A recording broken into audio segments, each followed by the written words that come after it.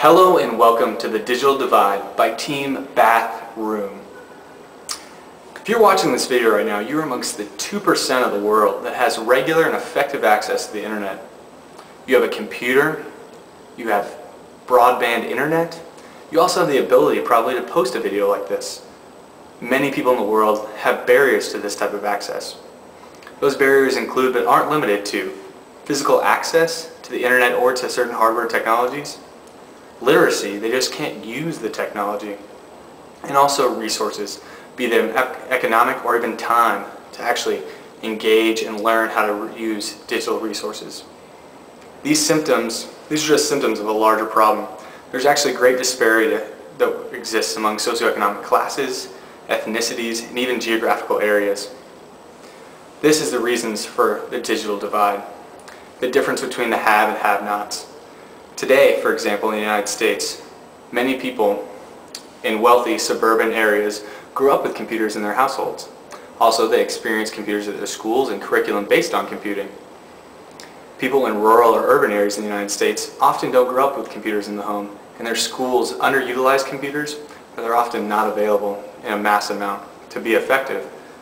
This disparity then translates into the job market, where those students who did have computers at a young age are then literate, and that our economy is based on computers, so they can then engage and advance in that economy.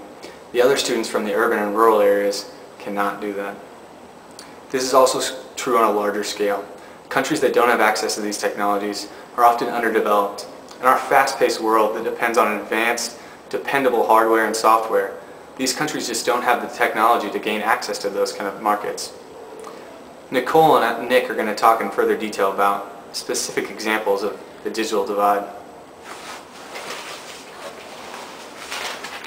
Hello. As was just mentioned, the digital divide is the difference in technology between countries or groups. More importantly, are how those with access to technology benefit as opposed to those without access. Communication technology, whether the internet or telephone, has an impact on a country's education and economic possibilities, and also on personal health and security issues. Those without access, either due to their socioeconomic status or the urban bias of technology, are prevented from participating in this digital world. Technology develops so quickly today that leapfrogging over antiquated technology, such as laying landlines through rural areas, and instead going directly to wireless networks would be the most beneficial to countries suffering from the digital divide.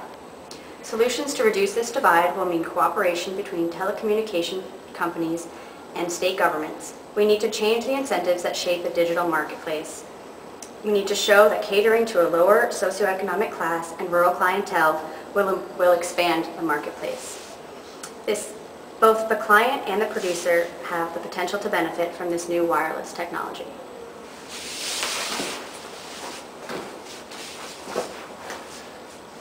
Making expensive technologies such as computers available to countries and communities that do not have the resources to purchase or produce those technologies is a key concern of the digital divide. In terms of both cost and resources, making computers available for educational uses is a prohibitive venture, even though the short and long-term benefits could be immense. In 2005, Nicholas Negroponte introduced the model for the $100 laptop project in coordination with MIT Labs. This initiative was subsequently backed by the United Nations Development Program in 2006. Since that time, many corporate and individual entities such as Intel, Red Hat, and Google have offered resources and support to the project.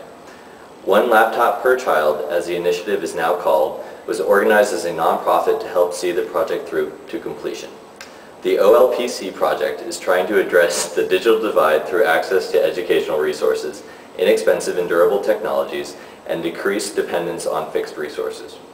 The OLPC X01 aims to create learning networks over large areas using wireless technologies that allow children to work both in a peer-to-peer environment and also online.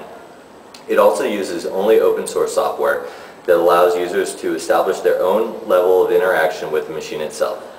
The X01 is also designed to decrease power consumption, eliminating components that use moving parts such as hard drives and CD drives. X01 packages may also include kinetic peripherals to charge the batteries. Overall power consumption for the X01 is estimated to be between 0.3 to 2 watts depending on mode. The OLPC project has been criticized as being too digital of a solution in addressing the problem.